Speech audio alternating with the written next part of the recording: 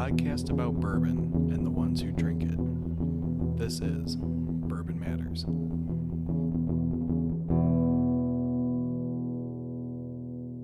Welcome to Bourbon Matters. I am Jake. And I'm Todd. And I'm Larry. I'm Gary. And I'm Janae. And I should have said, but I am Gold Eagle Jake, and we are without the other Jake and Dan today. We're recording live, well, maybe not live on when this episode airs, but we're recording all of us together at Bhakta in Vermont at Green Mountain College. So a little bit of a different episode, but we just finished up a blending session where we created 3 different blends for Gold Eagle. And we're going to kind of talk about that and our experience so far at Bhakta. So Janae, let's just jump right into it. What is your role with Bhakta, and what does the blending session entail? Sure. So I'm the Minister of Spirits for Bhakta for Illinois and Wisconsin. And our blending lab experience is truly one of the most unique barrel picks option out on the market currently. So you may be familiar with 1928 Rye, which is the flagship product for Bhakta Spirits. It is this beautiful rye whiskey that is blended with Calvados and Armagnac with an average age statement about 15 years. What we did is we are allowing the ability to have folks come and blend their own version of 1928. So these gents here put on their master blenders hats today, and they got to, make their own version of it. So that 60% 5-year rye maintain the base of it, and then they got to choose their Calvados finish. We have 3 different styles: an Islay finish, a bourbon finish, and then kind of classic French oak.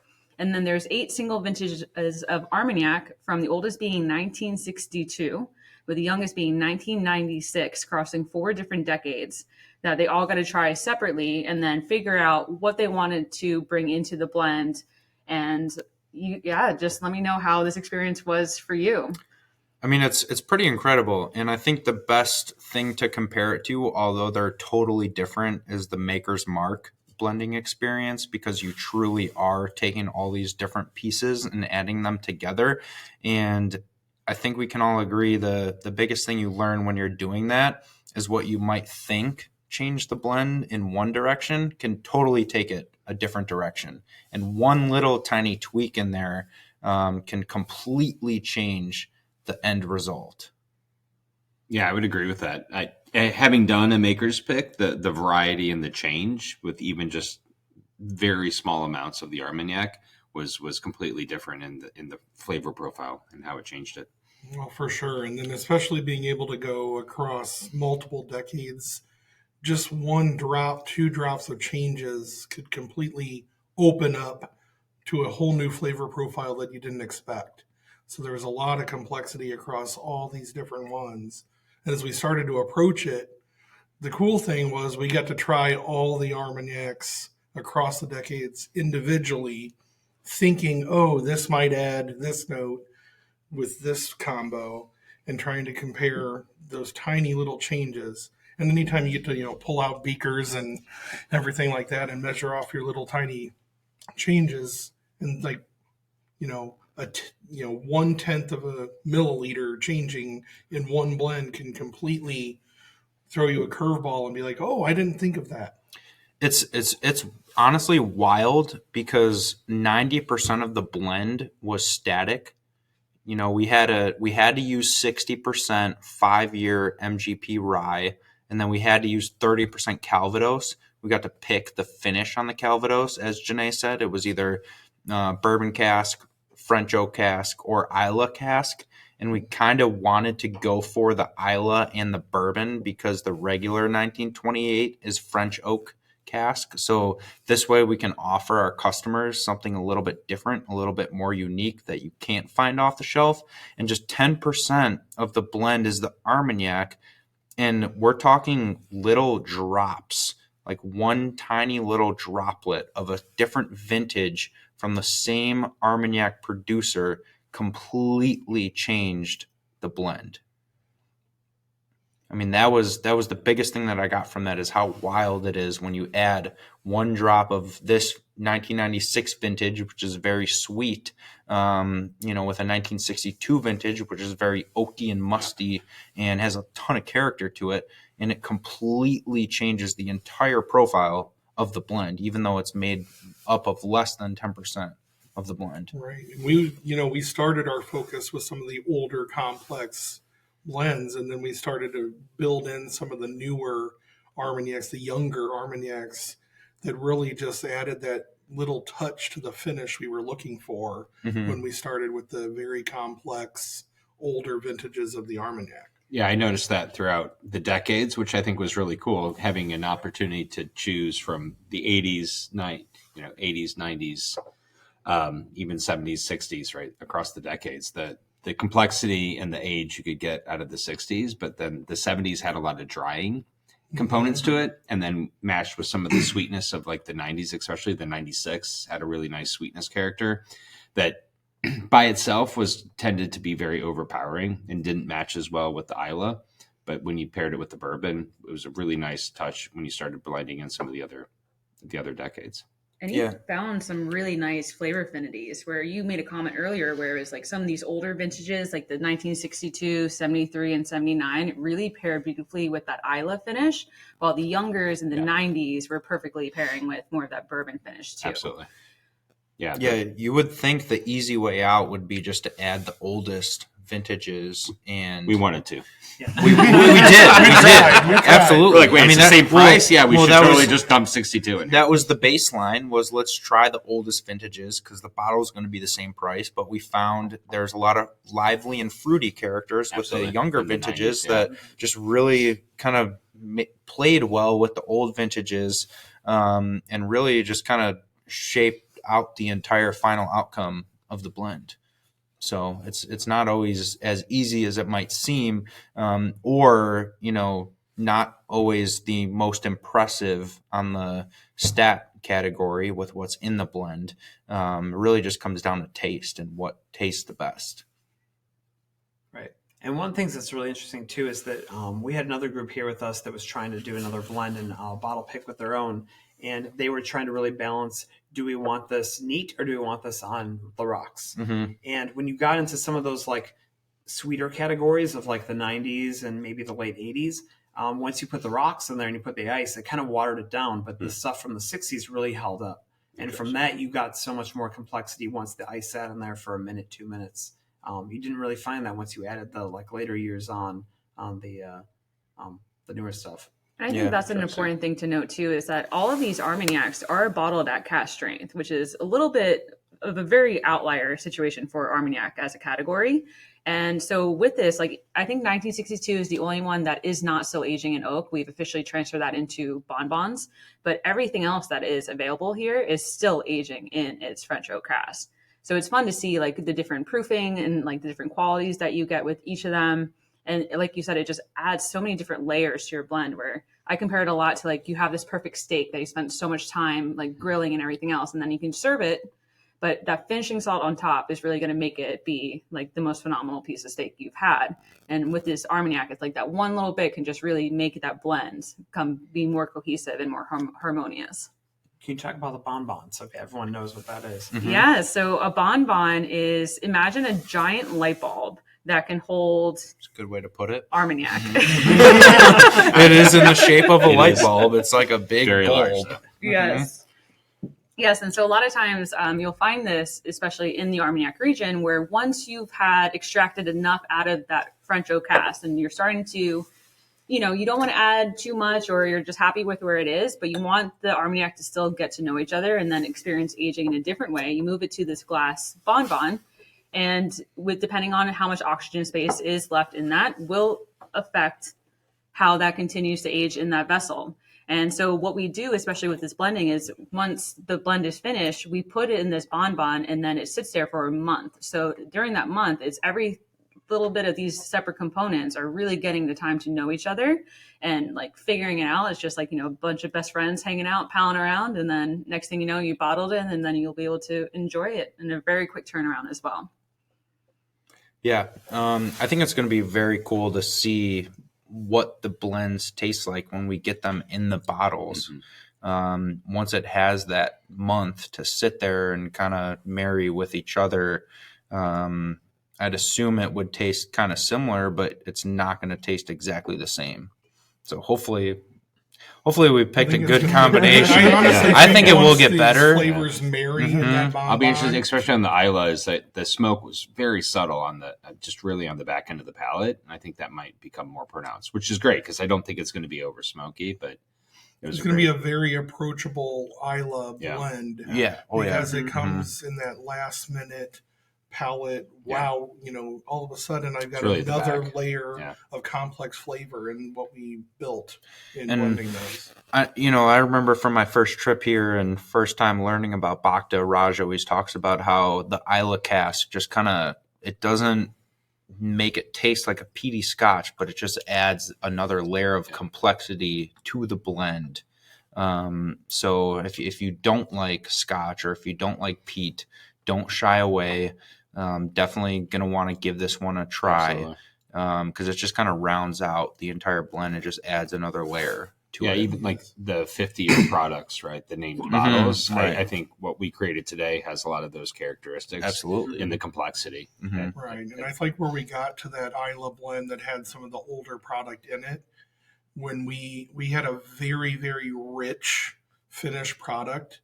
And what we ended up doing was moving to a very small amount of a much younger Armagnac.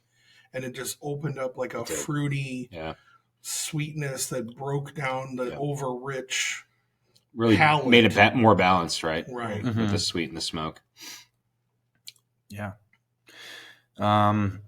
So what do you guys like? What's your take on the different vintages that we got to taste? Because we tasted 62, 73, 73, 79, 82, 89, 91, 94, 96. Well, don't forget we started the day at 1878. We did try 1878 and today after breakfast. Yeah, after breakfast. 1926. Some eggs in 1878, which was a great pairing. Yeah, if you want to know what those bottles cost, you can probably search it online and figure that out. We don't have any in store. They're a pretty hefty price tag, but that was a really nice way to start the day, just trying some super, super old Armagnac, which, I mean, do you guys want to talk about what you thought of that old Armagnac? The 1878, obviously, I think one of the things that I've gotten out of this weekend is not just, I mean, obviously the wonderful spirits, but it's your tasting history, right? You have to have a certain sense of respect for, like, one, we're sitting at this college that was founded in 1834, and we're sitting in a building probably from about that time right now, recording this podcast in, the fall season in Vermont, right? With the campfire going outside, right? Like, just the experience itself brings something to that. But then words can't do it justice. Yeah, as you're sitting there drinking something from 1878 and you think about the history at that time, and then you drink something from 1926, and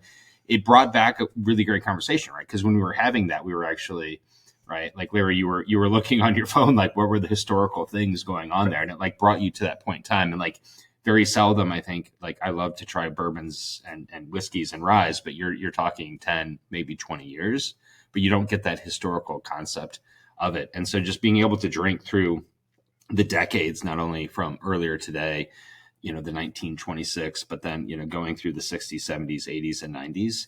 I mean, that's just, it's really cool because you really get that kind of historical perspective, and you don't get a lot of opportunities in the spirits world to try something at that age point outside of Scotch. And to think of, you're actually drinking a spirit, and it was a grape that came off of a vine 140 years ago, and that spirit is still sitting here, and we're tasting it. And that is special. 1 year done, and that is what you're trying, the actual 140-year-old spirit in a glass. Yeah, so I think that's another point that's worth mentioning, and a lot of people don't realize, is when an Armagnac comes from grapes that take 20 years, and the vines are, 20 years minimum. Yeah, they're probably much older, and you're not taking corn and rye and barley, and no offense to whiskey, but there's just a lot less maybe that you'll get from that corn, rye, and barley than you would a grape.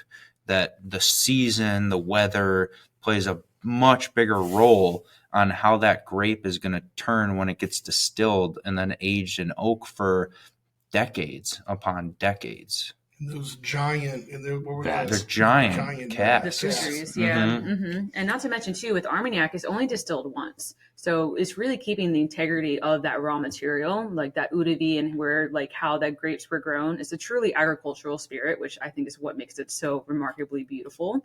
And different. And different. And not only distilled once, but it can only be distilled like 3 months out of the year. Yeah. So Armagnac, especially for vintage Armagnac, it starts from when the grapes were harvested. And then they have a window to distill. And obviously you want to distill quicker. You don't want, your fermentation to spoil or just lose it entirely. And the fun thing is that they have a variety of different still operators. The most infamous one is this traveling still, where this guy will come with his still. He'll just set up a spot at your farm, essentially, where you grew your grapes and you had your ferment, and you just have to give him a cot where he'll sit there and keep the still fired and running. Awesome. And these are smaller productions. They're not massive stills if you think about it, like maybe 55 gallons like tops, and it's a low heat and is distilled at a lower temperature, and it comes off the still not super hot, maybe like 115, 116, so a lot less than we're even looking at whiskey in general. And yeah, it just takes some time, but I think they've extended it into as late as March now that you can distill.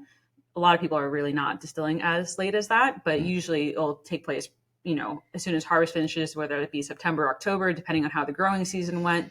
And then they'll go right into distillation, and then they'll, get a couple French oak barrels and squirrel some away, wait till their children get married, and then your wedding is paid for.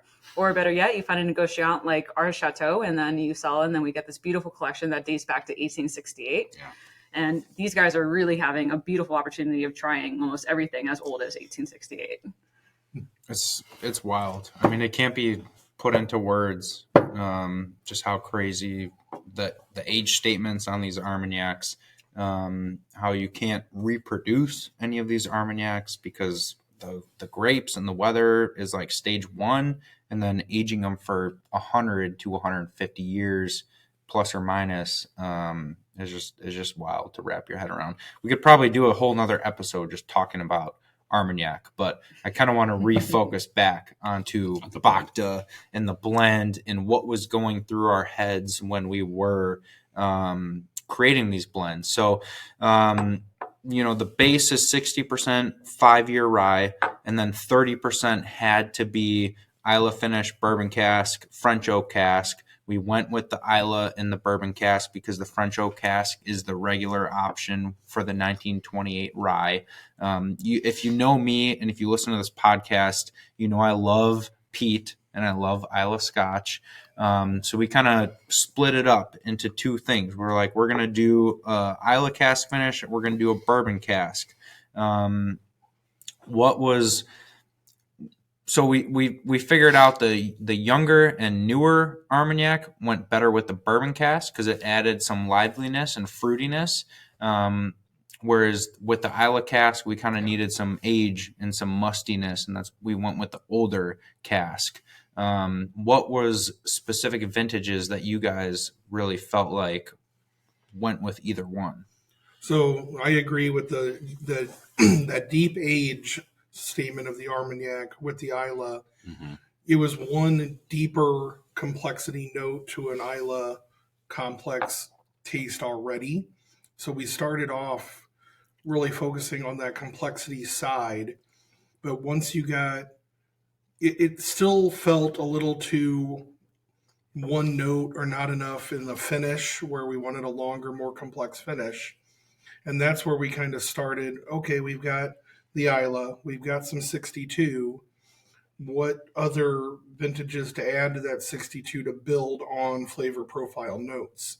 And then we kind of went through the decades on those extra finishes to find the right balance of like the fruit, the sweet, the floral notes that really added a nice extra finishing note or another layer of complexity in there that balanced out the peat, that balanced out the richness. I think you really get a lot of richness when the older flavors are there, where you get the brighter notes and the floral notes and the sweet notes out of the younger aged Armagnacs. But those sweet notes that we added, little drop by little drop, just really helped it was like fine tuning an engine.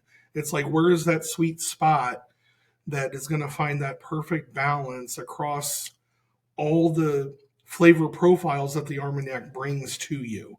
Because there's so many different flavor profiles in the complex Armagnac itself that's why it's just a drop here, a drop here. I mean, it gets down to, when we're only using 10% of Armagnac, and then you're splitting it amongst years on that 10%. It's like, do we do 2% of this one? What does 3% add? Mm-hmm. And it just, that 1% change it just brought a whole new totally changed the blend.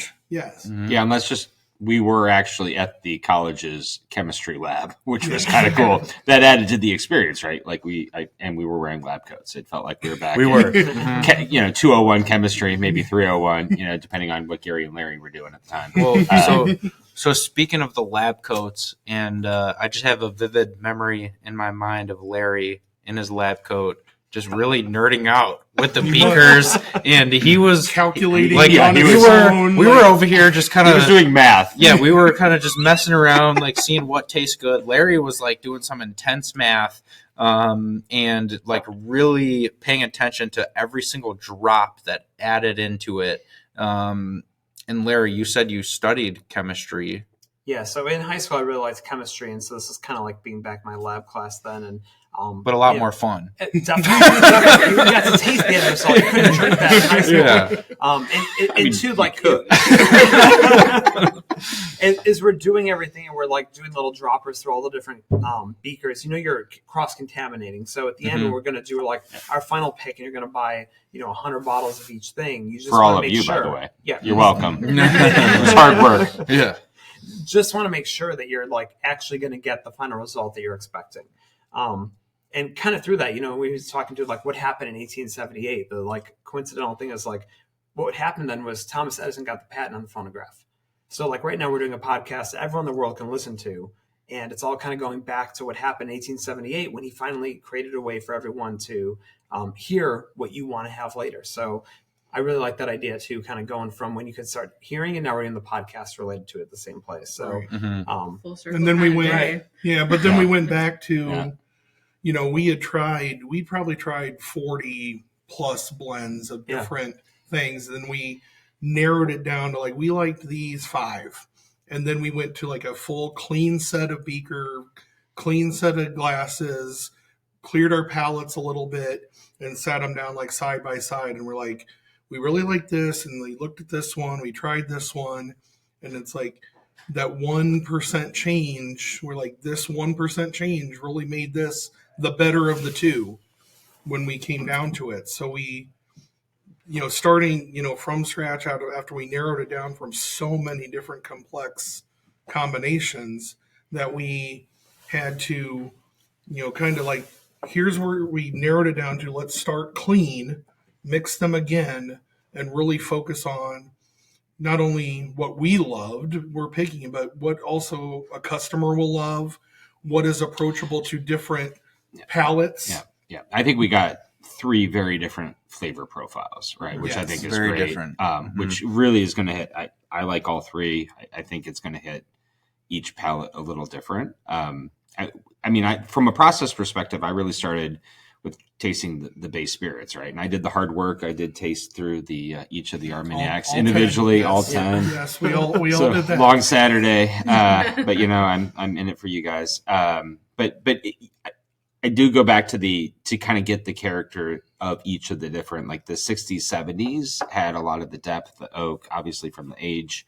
As you moved into the 80s, there was a really drying characteristic, right? And at first, 79 to like 80, 80s. 82-ish, even 89 was dry, right? And it had a tannic character you didn't find in a spirit. Which on its own was a little off-putting for my palate, but when it was starting to mix and bring in with some of the others, was great. The 94, 96 had just great noses, right? Like really light, really fruit, like candy bars. Yes. If I were to drink those on their own.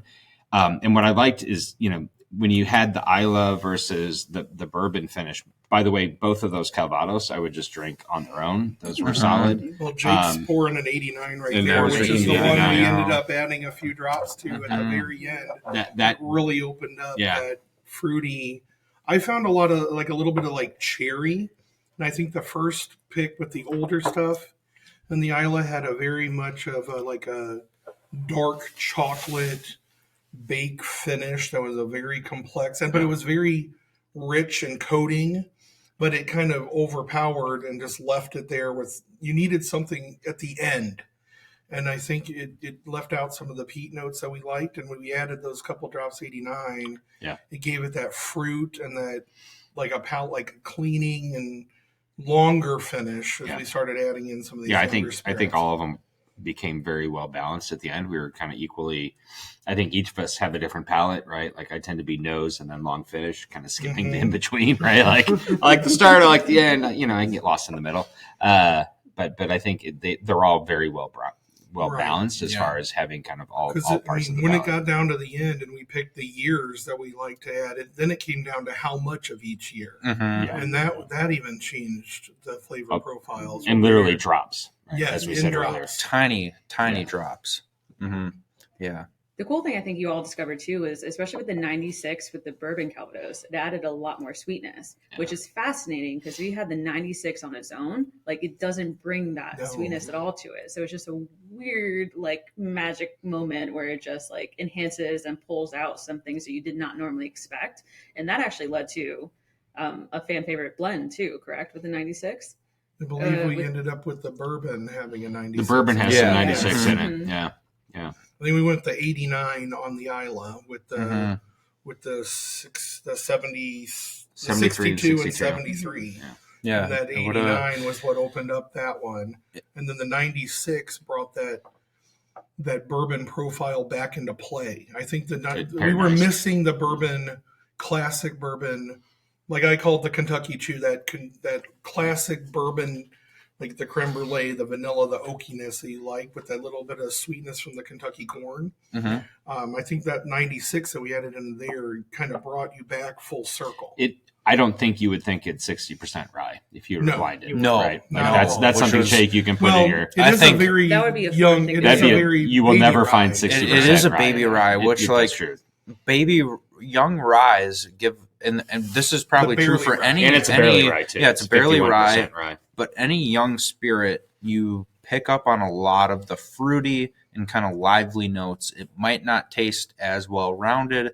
It might not taste as complex, but there's a lot of good things that come from young spirits, which is what I think a lot of people are realizing as more and more blender houses are popping up, is young spirits are a key component to creating a very, very good blended final product. Age doesn't necessarily mean better. And just because it's blended doesn't necessarily mean it's not as good as a straight vintage or a straight spirit. But what we learned today is there's a lot more to the art of blending than just mixing a couple things together that you think would go well together.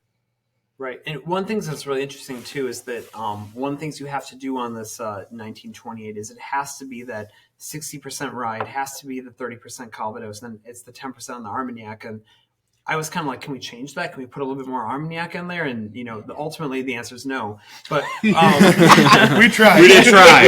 Yeah. Well, if you guys wanted to pay a lot more per bottle, right. like, I'm sure we could work something out. 1962 in there. And to keep the price at under $70 a bottle and to feature some, all the way back to 1962 spirit in there is. But again, with that, it's that even though only 10% that is the Armagnac, it has so much of a difference. I was like, can we shift some like 10% off of the rye, 10% off the Calvados, and just put more Armagnac in there? But it really doesn't matter because I think the end it's just that 10% of the Armagnac has so much of an influence. Yeah, you don't need to. Right, you don't have to change that. It's a good base recipe, and you just have to pick the right amount of Armagnac ratios and the right ratios in the right vintage. Right. Although you just dump two Armagnacs. What years were these? But they're you both put in here? 96. Oh, they're both Yeah, 96. we have 2 glass of those. Like, what am I drinking now? We're making our own blends. As we do this, so. We're still blending. Todd really likes the 1996 Armagnac. The Highly recommend that as The well. 1996 is great, just on its own.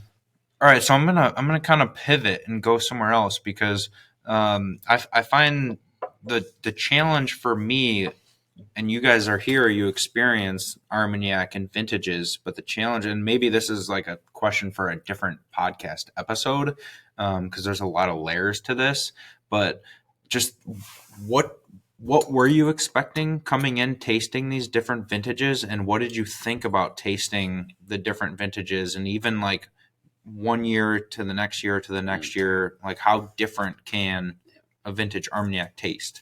So you don't get this opportunity in the bourbon world, right? Like you don't No. get to chase through literally decades or centuries in this case. And even right?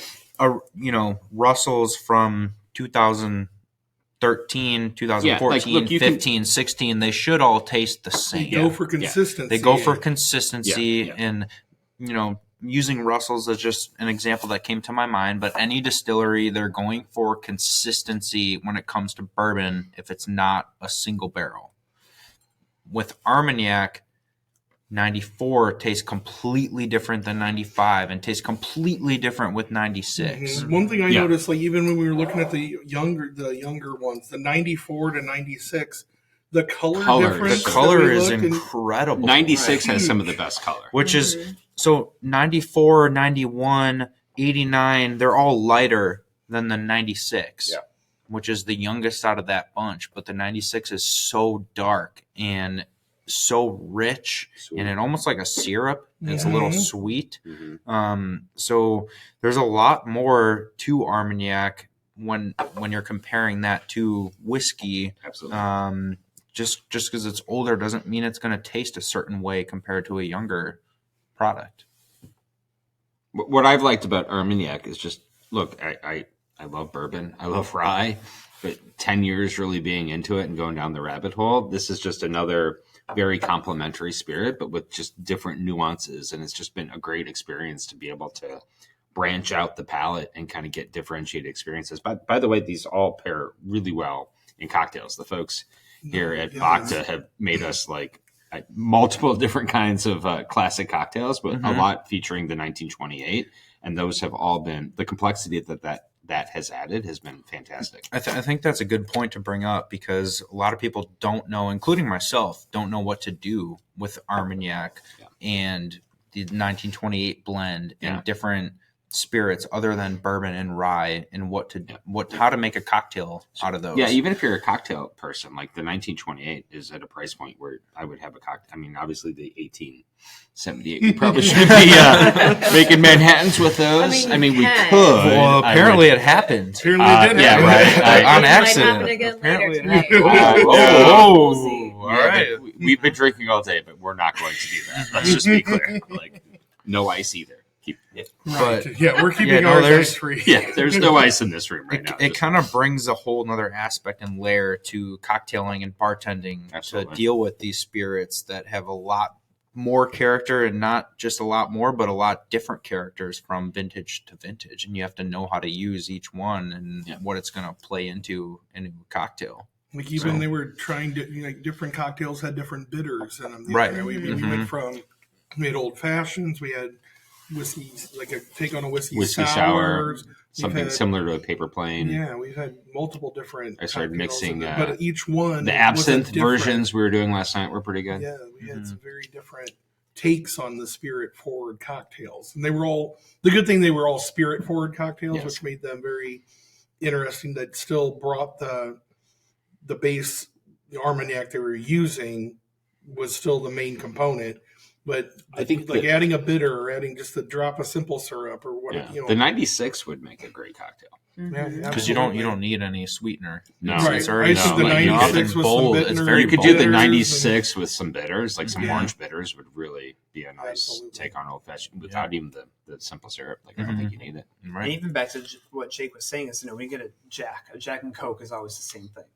I mean, but when we go to this, like every single year is different. You can't just say, "I'm going to take a 96 and make a cocktail with this" versus 95, because you don't expect different spirits to be different. Look, I mean, every year is going to have that complexity. You can go hunt down wild turkey through the last 3 decades, and you will taste a difference. Yeah, but over 30 but like years you can versus walk year to into year. Gold Eagle today and buy 3 different decades, 4 different decades, and actually taste it. Like that's what's kind of cool. And right? Like, you can not actually only do it. decades, but just year Right. to year, Even to year to year. year. It doesn't have to Every be year decades. is going to That's fair. taste so much different, Yeah. and you got to find what vintage you like. The 96 and 94, like I would tell Night you, and it's- day. It's crazy. So far Yeah. Uh-huh. Yeah. It's crazy.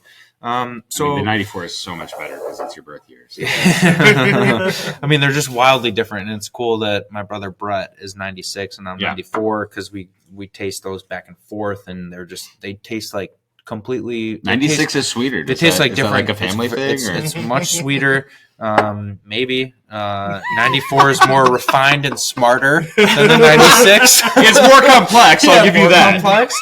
We love the But it's 82 though too. All right. But it's very cool to start thinking of spirits as vintages.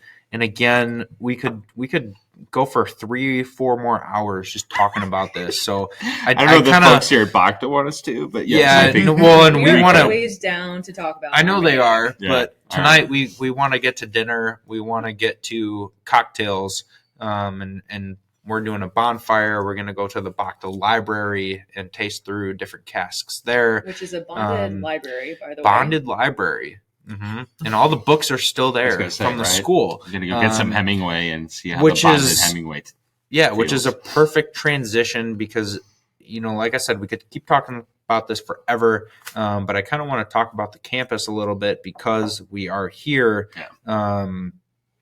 Janae, this is a good question for you. What if you're coming to Bhakta for the first time ever and it's not really open to the public, but what can you expect, and what is Bhakta, and what is Green Mountain College, and how did this all come about?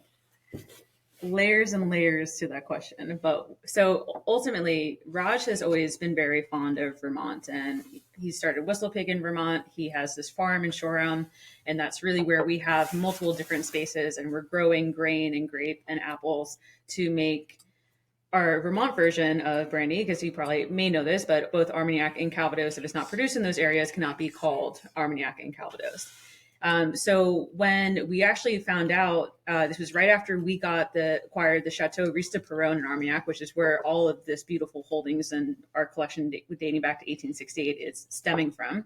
And we were looking to set up shop somewhere in stateside, and it was actually Raj's best friend and business partner Leo that saw that the Green Mountain College campus was coming up for auction, and he was just like, "Well, I kind of think this is it, Raj. Like, I think this is what we need to go after." And so Raj went to a couple different town council meetings, how to get approved by the board. Ultimately, when this college went defunct in around 2018 due to low enrollment, this is a liberal arts school and one of the first green colleges, I would say, at least in Vermont, to my knowledge. So a lot of these things, like the science lab, we have a glass blowing studio, there is photography studio, there's a theater with this beautiful stage, and there's all these elements to it that we've been talking a lot over the last 2 days of just how we can bring life back into this campus, but not only just this campus, but into this town and this community, and all the different ways that we can truly activate it. And because we have all these elements, like, it really sets us up in this beautiful way to focus on education when it comes to the spirits world. And because we have a glass blowing studio, we could probably make glass that you could bottle it. So it's really, we could literally take you from Custom Bonbons. you Yeah. can make little bonbons. You Custom could literally blends? come in, blow your own bonbon, put your blend in it, and then, Ooh. who knows? Blow out a few blends tonight? Or- Well, and I liked how you brought up the other night as we were doing our initial tour of the campus. It's not, when you went to the town council, it's like they're asking, you said you're going to do all these things. And it's like, Bhakta is such a growing and company with such a bright, huge future. These are like, they're not like, this is going to be in 6 months. This is going to be things that are going to continue to grow at this facility, where this is going to be a 5-year, 10-year, as Bhakta and people continue to learn about Bhakta spirits and how it's going to continue to grow and people get more word about the spirits and what you're going to bring to this community back when the college closed, these next editions, and also taking feedback from us that we're here. Like, this is a great idea. We would love to see that, because we'll continue to come do these tasting experiences and pick new blends and things like that. And we're coming this year, and now we get to do the a glass blowing, or the theater is open, and you have now like there's a grade school, like a private grade school here, where the kids do their theaters in the in the old theater for the college, things like that. These are great. This is not a short-term play. This is a legacy company. Like, this is something that Raj really wants to instill that like Armagnac tradition in, where it passes on to his children, his children's children, and it's like we're investing so much for the future, where it's not going to be a quick turnaround, much like bourbon. Like, you can't expect that you're going to get into whiskey and all of a sudden you're going to have a great bourbon year one. It doesn't work that way. So it's like, it does take time. And the one thing that I really like about Bhakta is we take 5% of our top line revenue and directly infuse that right back to this campus experience. Awesome. So when you all come back here next year, hopefully there'll be even new enhancements. And I get to show you new buildings where I'm like, guess what? We did here now. And then it'll just continue to grow and add on. And then eventually we'll start bringing even more money into not only the community for Poultney, because as you can imagine, like, this is a main street. It's a very small Americana town that Green Mountain College is at the end of it. Like, was the heart of this community. And so when that closed, not only did a lot of jobs go away, but, it just affected everything. So it's nice to have something here again that is very different than anything I've been exposed to prior. Like, have you ever been to a distillery like experience like this? Absolutely not. No. And we've all been to a lot of distilleries. Yes.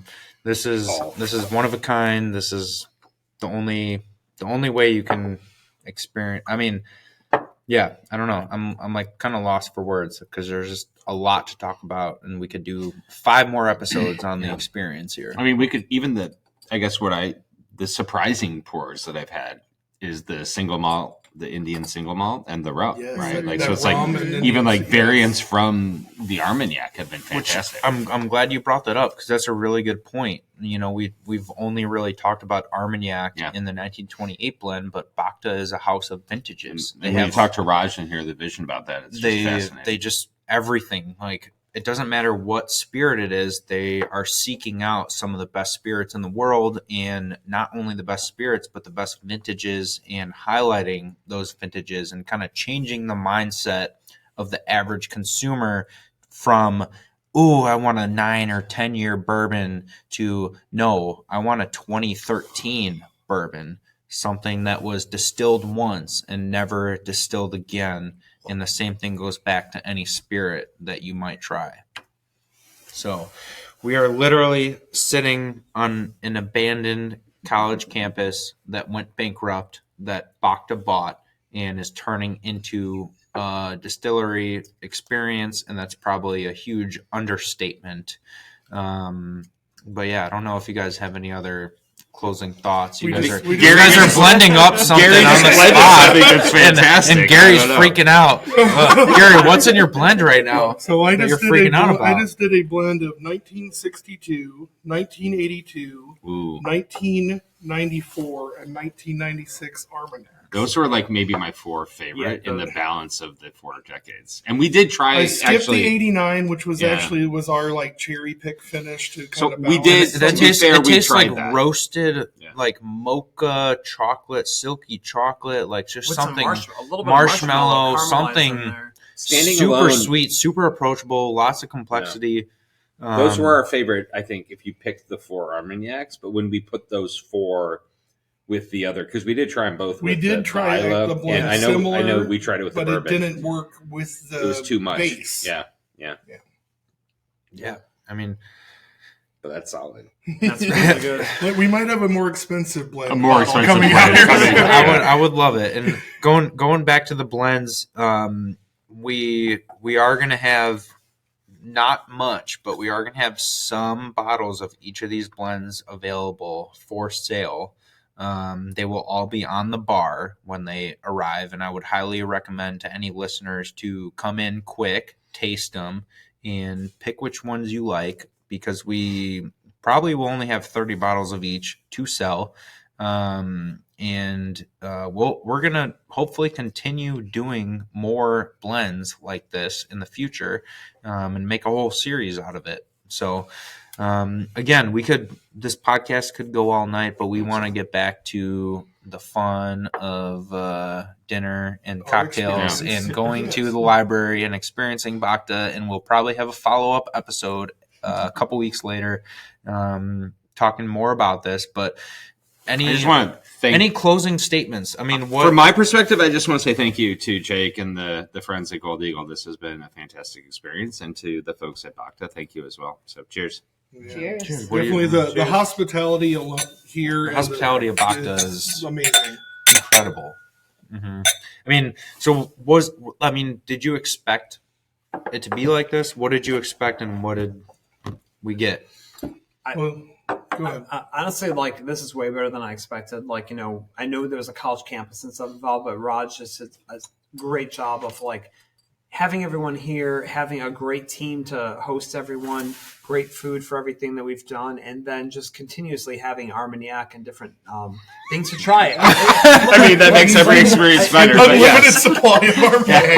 But it's you wander from into building to buildings building, and- you just get like a different taste of everything, whether it's an Indian single malt or a rum or an Armagnac or a blend of that. And then like even when we're in the lab today, Jake said before I put a lab coat on and like did what I want to do, like you're literally a scientist in your lab, and you have beakers and you have titration tubes and you have your pipettes. You're literally building your perfect creation, and that's what we did, and that's what everyone as Gold Eagle is going to get because we blended something that we liked. We hope everyone else likes. We and worked really hard. We did, We put the time in. and this was multiple bottles for everyone. We did blow through the entire afternoon of the agenda. And I guess my final point in what I would like to say is, Larry, thank you for bringing up how we're just drinking Armagnac all day and the whole time.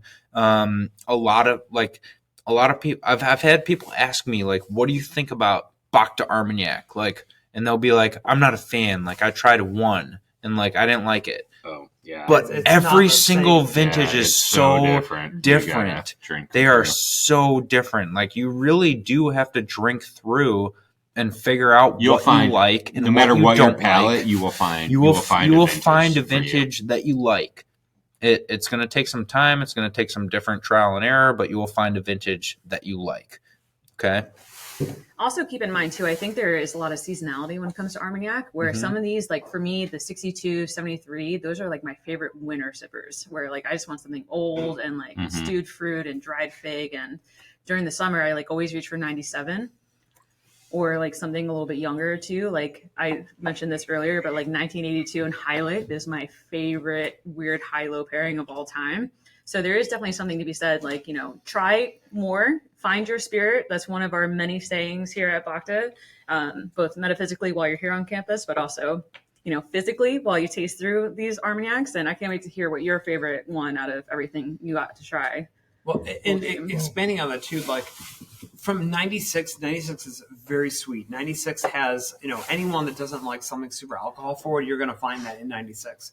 And then going to some of these other vintages, they're very dry. They're very, complex with a little bit of light spice on the tail end. But you can't just say I don't like Armagnac because it's so diverse across the years. So just taste them all, taste the years, and you're going to find something 100% for sure you're going to enjoy forever. Yeah. Mm-hmm. Yeah, it's just been such a pleasant, expanding your palate. I think has been one of the biggest things for me. I mean, that's a good thing to mention. Expand your palate. Try we've all some new done multiple things. distillery picks, multiple barrel selection processes between us. I mean, we've done hundreds of bottles, hundreds of picks, and just some of the new complexity items that are available to try and go through these things. It's like, oh, this is a whole different flavor profile that I would have never expected to try with any of these things. So Yeah. it's been an experience in itself. Yeah. So yeah, we can keep talking about Armagnac for days. I think we're gonna cap it there.